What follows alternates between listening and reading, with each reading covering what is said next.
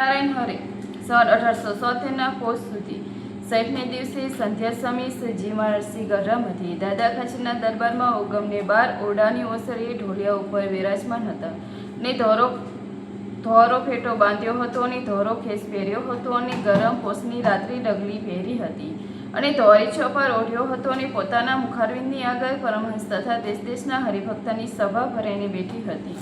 પછી શ્રીજી મહારાજ પરમહંસ પ્રત્યે બોલ્યા છે, જે રીતે આજ્ઞા કરીને સ્થિતિ થાય છે તે કરીને છીએ. તે આજ્ઞા કઈ છે તો પ્રકૃતિ પુરુષથી પર છે ને એ આજ્ઞાએ એને વિશે સ્થિતિ થાય છે. ત્યારે પ્રકૃતિ પુરુષની જે કાર્ય તે કાંઈને નજરમાં આવતું નથી ને એનું નામ જ્ઞાન પ્રલય કહેવાય છે. અને એવી સ્થિતિ થાય છે તેને એક રસ ચૈતન્ય ભાસે છે ને તેને વિશે એક ભગવાનની મૂર્તિ જ રહે છે, પણ બીજો કોઈ આકાર રહેતો નથી. અને ક્યારેક તો એ પ્રકાશમાં ભગવાનની મૂર્તિ પણ દેખાય નહીં, એકલો પ્રકાશ જ દેખાય છે. ક્યારેક તો પ્રકાશ પણ દેખાય ને ભગવાનની મૂર્તિ પણ દેખાય. એને આજ્ઞા કરીને સ્થિતિ જાણવી અને જેવી ભગવાનની મૂર્તિ પ્રગટ દેખાય છે તેવી મૂર્તિને વિશે અખંડ વૃત્તિ રહે તેને કરીને એવી સ્થિતિ થાય છે.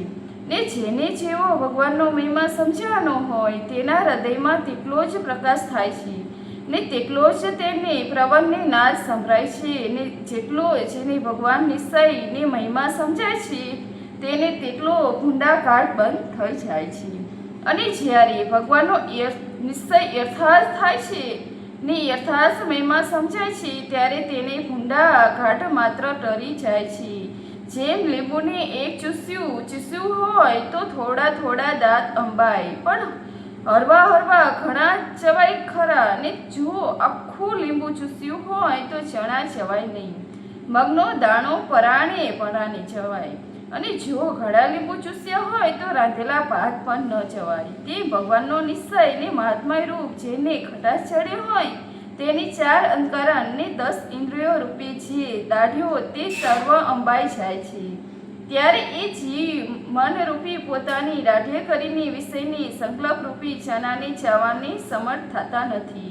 તેમજ ચિત્તરૂપ પોતાની દાઢીએ કરીને વિષયની ચિંતવન કરવા સમર્થ થતો નથી. તેમજ બુદ્ધિરૂપ પોતાની દાઢીએ કરીને વિષયનો નિશ્ચય કરવો સમર્થ થતો નથી. તેમ અહંકાર રૂપ પોતાની દાઢીએ કરીને વિષય સંબંધી અભિમાન કરવા સમર્થ થતો નથી. તેમજ પંચ જ્ઞાન ઇન્દ્રિયો ને પંચ કર્મ ઇન્દ્રિયો રૂપ જે દાઢીઓ છે તે દાઢીએ કરીને તે ઇન્દ્રિયોના વિષય રૂપી જે ચણા તેને ચાવવાને સમર્થ થતા નથી. અને જેને યથાર્થ ભગવાનનો નિશ્ચય ન હોય તે ભગવાનને મહિમા જાણતો ન હોય તેની ઇન્દ્રિયો તથા અંતકરણ તે પોતપોતાના વિષય થકી યથાર્થ મને નિવૃત્તિ પામતા નથી. અને જે ભગવાનનું સ્વરૂપ છે તે તો માયાની જે ગુણ તે થકી પર છે અને સર્વ વિકાર રહિત છે. પણ જીવના કલ્યાણને અર્થે મનુષ્ય જેવો ભાસે છે તે ભગવાનને વિશે જે અલ્પમતિવાળો છે તે જેવા દોષ કલ્પ છે તે ભગવાનને વિશે તો એક દોષ નથી, પણ કલ્પનારનું બુદ્ધિમાંથી એ દોષ કોઈ કાર્ય ધરાતા નથી. તેમાં જે ભગવાનને કામી સમજે છે તે પોતે અત્યંત ખામી થઈ જાય છે. અને જે ભગવાનને ક્રોધી સમજે છે તે પોતે અત્યંત ક્રોધી પણ થઈ જાય છે. અને જે ભગવાનને લોભી સમજે છે તે પોતે અત્યંત લોભી થઈ જાય છે. અને જે ભગવાનને ઈર્ષાવાન સમજે છે તે પોતે અત્યંત ઈર્ષાવાન થઈ જાય છે.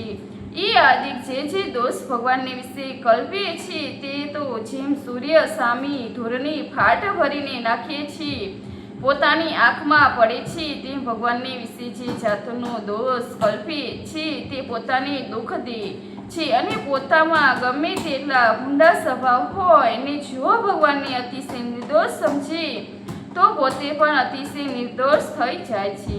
પછી બ્રહ્માનંદ સ્વામી પૂછ્યું છે, કોઈ વિષયમાં પણ પોતાના ઇન્દ્રિયો તણાતા ન હોય ને અંતકરણમાં પણ ખોટા ઘાટ થતા ન હોય ને ભગવાનનો નિશ્ચય પણ યથાર્થ છે તો પણ અપૂર્ણપણું રહે છે ને અંતર સૂનું રહે છે, તેનું શું કારણ છે? ત્યારે શ્રીજી મહારાજ બોલ્યા છે, એ પણ હરિભક્તમાં મોટી ખોટ છે.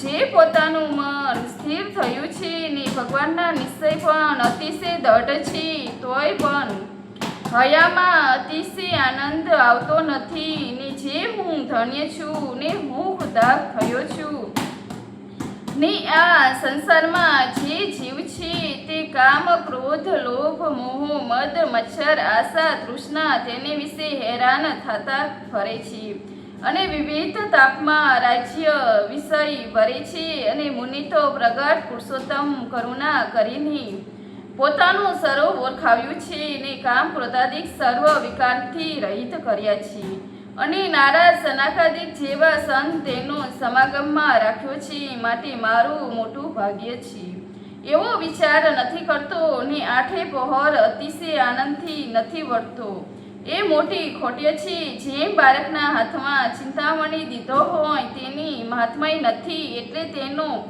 આનંદ નથી, તે ભગવાનના પુરુષોત્તમ મર્યા છે ને તેનો અંતરમાં આઠે પહોર કેપ રહેતો નથી છે.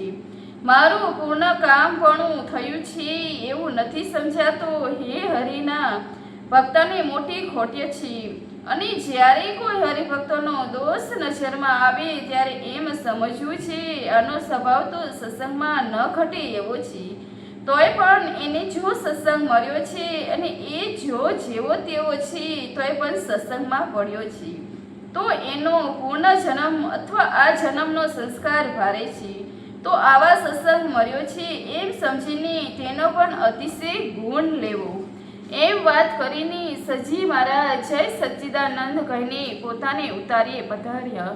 ઇતિ વચનામૂળ ગઢડા પ્રથમનું 24મું પૂરું થયું. સહજાનંદ સ્વામી મહારાજની જે લાઇક, શેર ઓર સબસ્ક્રાઈબ જેને નથી કર્યા તે કરી દેજો. Thank you. જય સ્વામિનારાયણ.